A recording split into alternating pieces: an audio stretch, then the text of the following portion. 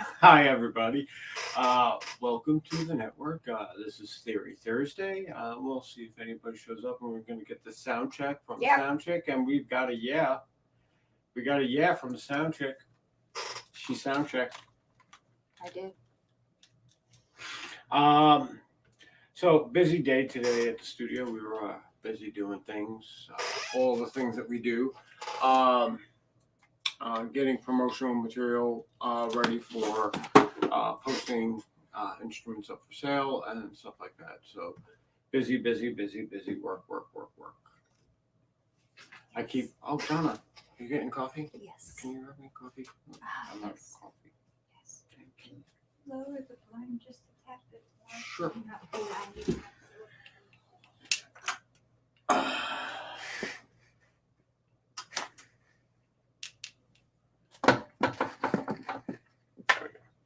All right, so I have no idea who's here. It might be Grim, it might be Moose Girl, it might be Vinny. Who knows? But I just lowered the blind, so there's that. I hope the lighting is better for you. We've been having some weird light issues, like the lights have been flashing up. It's weird, but whatever. Um, so today on Theory Thursday, I wanted to talk a little bit about how entrepreneurs and entrepreneurship can help the working class. Um, and I know how it sounds, so just shut up and listen and bear with me. Uh, um, so uh, a lot of talk has been going on about how people just don't want to return to work, and they're blaming it on government programs paying people to stay home, and they're making more money sitting at home than they would be going to work, or they're making uh, the money that they're making by sitting at home is high enough to make it so that the extra money that they'd be making by going to work is just not worth it to them. And well, while a lot of people are blaming this on the attitude and work ethic of people, we should also not ignore the fact that the attitude and uh, employee relations ethics of employers in this country is pretty fucking shitty. One of the points of the network is to try to move people out of the employee employer relationship because it is inherently abusive. And I understand uh, that it doesn't always have to be abusive, but well, the moral hazard of it becoming abusive is painfully obvious at this point. Um, you know, people who are better off staying at home, staying with their families, um, because they can financially afford to do it, aren't going back to work because the reward for going to work just isn't worth it. And that's not a problem of laziness or the ethics of the working people in this country. It's a problem with the ethics of the business owners in this country. And when I say business owners, I mean the large corporate entities that um, have been for decades paying the least amount possible for the most amount of work. And that is how economies work. But in the real world, the economy would not allow these businesses to survive because the government is paying out in food stamps and other welfare assistance to people who are fully employed, and that's not something that should ever happen. Um, if you are employed in the fullest capacity, there should really be no reason why you can't survive on that money. To be fair, I know how it sounds. Bear with me because I know how it sounds. It sounds exactly like a talking point that I probably would never make. But now comes the reality of the situation. That doesn't necessarily mean I favor or agree with the government forcing people to pay a certain amount of money to people. I feel that it would be much more realistic to have the market solve the problem, and the market will solve the problem. Right now, the market is solving the problem. People are vacating the employee-employer relationship at record levels. Since the dawn of uh, the 40-hour work week back in the 1940s, 30s, 40s, yeah, 40s. Um, and that's a great thing. That's absolutely. Hi, Vinny. How's it going? Uh, that's a great thing. It actually forces people who employ others to seriously take a look at how they're compensating their employees, how that workspace is being managed, how financial compensation, benefit compensation is being managed, if it's being managed properly, if it's worthwhile for people to come to work, if if it's a situation of, well, I have to go to work because I have bills to pay and I'll take anything. That is a very dangerous situation for anyone in the labor market. And the market answer is to leave that situation and enter into the market on your own behalf as an entrepreneur. So this is how primarily entrepreneurs are helping raise the bar for wages without the use of government force. They leave the labor market, which then creates a labor shortage, so to speak, and the remaining people who are wage laborers are then more valuable to companies, and then the companies increase rates of pay, increase benefit compensation across the board. If you go and take a look at any community, any area, Central Florida, for example, do restaurants have enough employees? No. Does the largest employer in Central Florida have enough employees? Of course they do. The reason why is because the largest employer in Central Florida pays more than everybody else. And in some cases, pays almost double what anyone else pays for the same labor. Um, and there's the benefits package. And then there's all the crap that I don't get involved in with that company in particular because I hate people. But staying on point,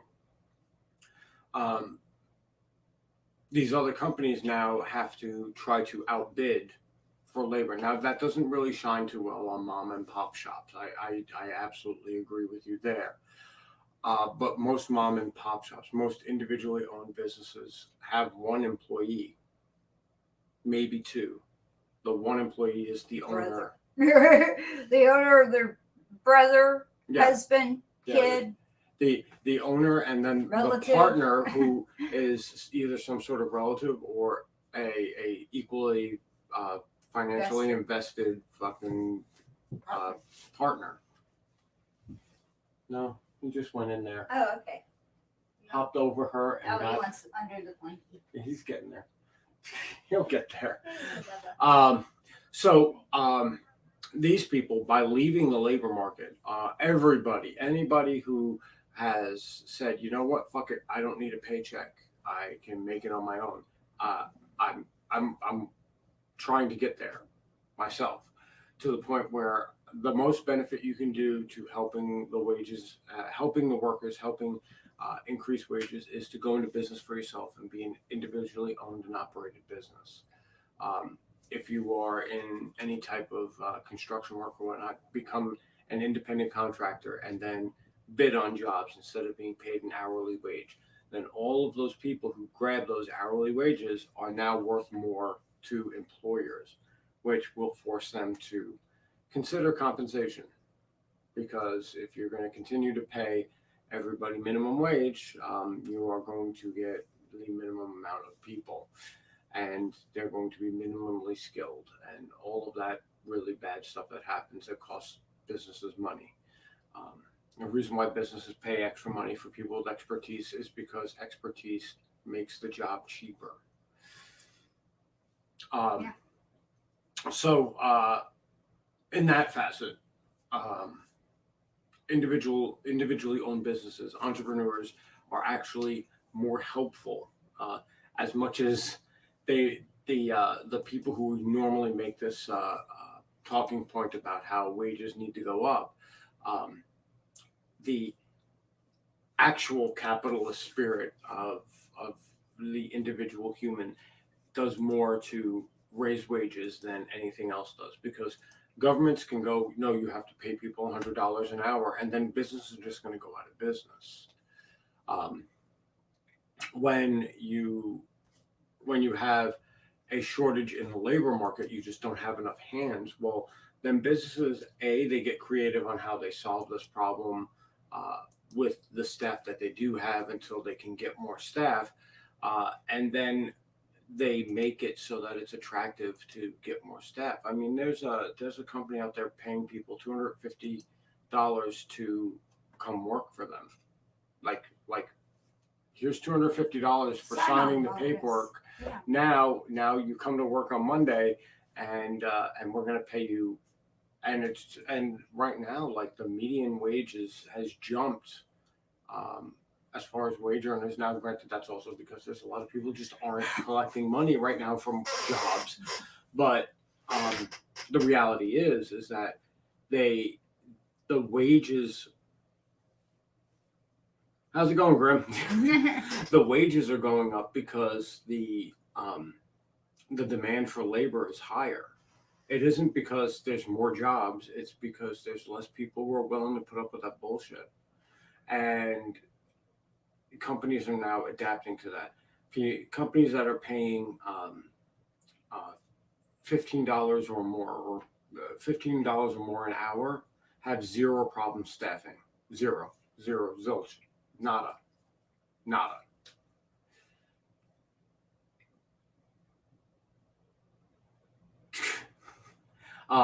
Then companies that are paying like between $12 and $15 an hour, they're having a little bit of a problem. Places where you can still pay $12 to $15 an hour. That's not Florida. That's well, I think Florida. No, it's I just think it's just the company. So Florida is still the same. It's just the company is raising it because of California. Well, not Yeah. California, not Oregon, not Washington, not New York State, but other states that you can pay less than Yeah. $11 an hour. If you are paying between 11 and $15 an hour, you're having minor staffing problems. And if you are paying less than $11 an hour, you're crying that there's no labor and there's a labor shortage and people are lazy and they don't want to go to work. Well, for less than $11 an hour, I wouldn't want to go to work either. Hell, when I got the call to come back to work, if they were going to displace me, they were going to displace me at $6 less an hour, which is the company's minimum wage, which is still $6 less an hour, which is $14 an hour. It's not something to shake a stick at, but it's something that I can't financially carry my apartment and food at the same time. I have to make a choice there, and I'm just not willing to make that choice. And fortunately, I didn't have to. They told me, no, you're going back to work as your job, and you're getting paid your wage. So there's that. But as soon as I can get out of that situation, as soon as we're selling enough instruments that it doesn't matter if I'm working.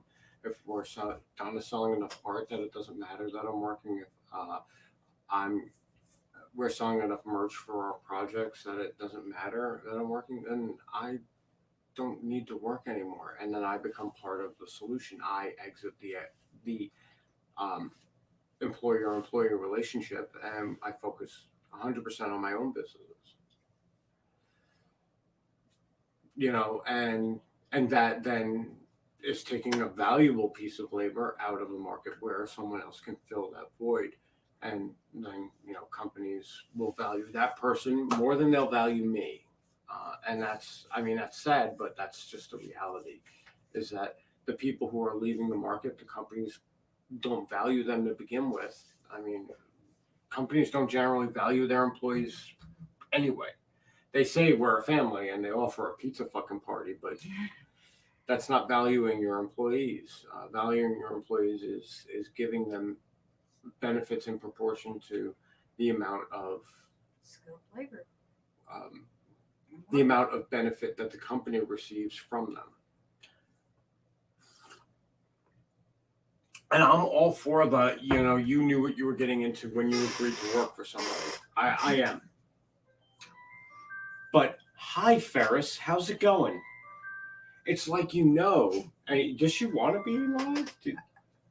Does she want to come live? I will go attend to this. Come on, just put Ferris on the thing and be like, "Hi, Ferris." Everyone says hi, Ferris. Let's drop the baby off. Hi, Ferris. How's it Everybody going, say hi to Ferris. Everyone say hi to Ferris. Hi, Ferris. Hi, Ferris. Oh, And Cat says hello. Hi, Cat. She's social because Cat's awesome.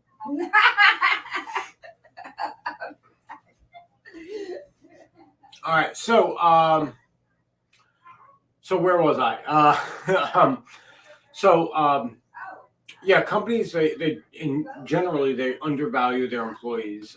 This has been this way since a while now, where inflation has and record profits are not staying in line with employee compensation, and this is an overall problem.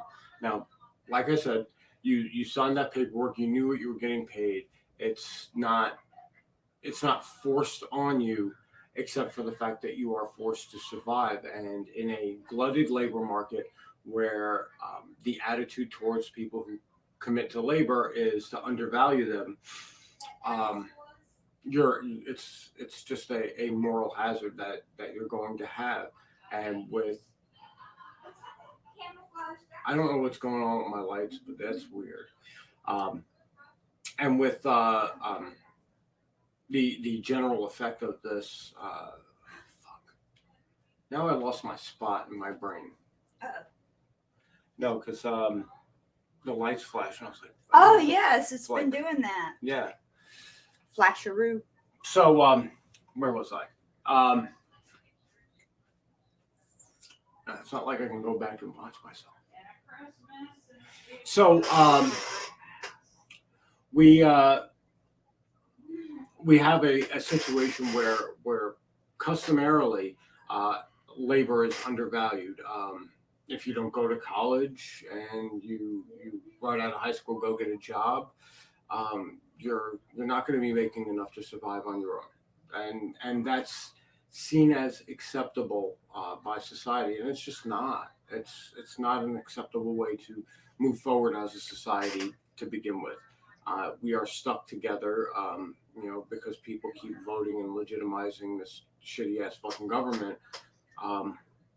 I think making life better for everybody is probably something that we should be prioritizing over, let's say, trying to make it so that you make more money than the next guy. Just the way I feel about things. I don't necessarily say everyone has to agree with me. No one has to agree with me. Fuck it. I'm just some fucking guy. Who knows who the fuck I am, right? So, the reality is that the best thing to happen in the last year is this influx of entrepreneurs. These people deciding that they were done with the labor market. The ones that succeeded and are not going back. The ones that are making enough money to have replaced their income and then some, and are living that dream, are helping the workers. But you have to realize something. By definition, they are capitalists. And when you go and you shit on capitalists, the real people you're shitting on is those guys. Those guys are the ones that suffer from all the government meddling in the market. Because the government meddles, just in case you were wondering, on the side of multi-billion-dollar corporations, not on the side of the guy selling travel arrangements for people, the chick who creates soaps, the the podcaster that sells subscriptions to his podcast. These people are the ones that suffer from regulations. The multi-billion-dollar companies, they get protected from these regulators. The hell, they write most of them because they can internalize the costs of them. And one of the ways they internalize the costs is that they just don't increase compensation for labor. So while we're stuck in this situation, because it's not going away peacefully or anytime soon, as it would seem,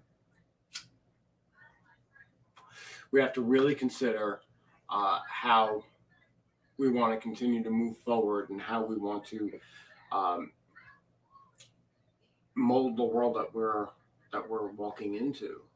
And I think leveraging labor by exiting the system is probably one of the best things that has come out of the last year.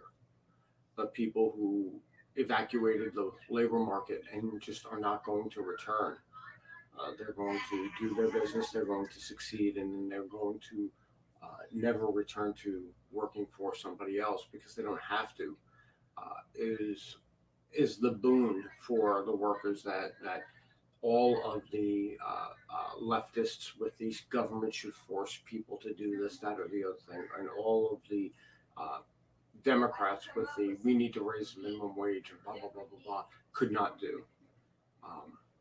And I think that's very important. I think that's it's important to understand that those people who run the machines, they make the world go round, and they deserve to be able to enjoy their families, to be able to enjoy the rest of their lives on top of, helping the world keep moving. If you lost all of your longshoremen, it would be like that fucking boat in the Suez Canal, except the boats would be sitting offshore because they can't get unloaded fast enough because there's no longshoremen to do it. And I don't think, I think people pay a lot of lip service to the people who work in this country, the labor in this country, but I don't think anyone really thinks about how they can effectively change that situation for those people and to make it better. And I think inadvertently, the entrepreneur has done the most good in the last 50 years for these people. I mean, corporations aren't, because they're not raising wages to match cost of living increases, or for the most part. Someone who's making $7.25 an hour, let's say $10 an hour today, is equivalent to them, adjust everything for inflation, them making $5, $4 an hour. And then you take taxes out of that on top of that. You're really fucking these guys over. Everybody who's in the labor market is getting ramrodded. George Carlin said, we live on a big farm and you're not the farmer. That's the labor market's that's the laborer's fucking yoke to carry right there. And everybody carries that yoke, but it hurts them the worst because they're the most at risk to financial vulnerability. So there's that. Sorry there wasn't much Donna, but she got a phone call because Ferris apparently doesn't understand that 5:30 means that from 5:30 to 6 o'clock we're usually on a live, and that she shouldn't fucking call because she's a lonely bitch. All right.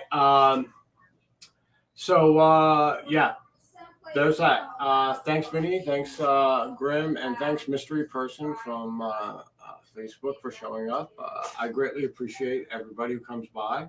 If it weren't for you guys, we wouldn't be here. And we hope we can encourage people who are engaging in the entrepreneurial spirit to continue to do so and to push harder, push further, be an inspiration to other people who might have an idea, might be apprehensive to pursuing that path. the greatest gift you can give somebody is encouragement. And I think that there's way too little of that nowadays. So encourage your friends. You hear someone have a good idea, you tell them, hey, you should pursue that. Try to sell that. Try to make that your exit strategy or part of your exit strategy to get out of this shit situation that we're all in. So I'm gonna go now. I'm gonna make some dinner. I have some sausages, and I think I'm gonna do that. You all have a great day. Thanks everybody for showing up, and we will see you tomorrow. Well, later today, if you guys want to show up for Bars and Broad, I'm going to be playing over a 6-2-5-1 and kind of explaining what that is. And playing over it, trying to show how I formulate a groove, and then show how I just easily play over that kind of stuff. And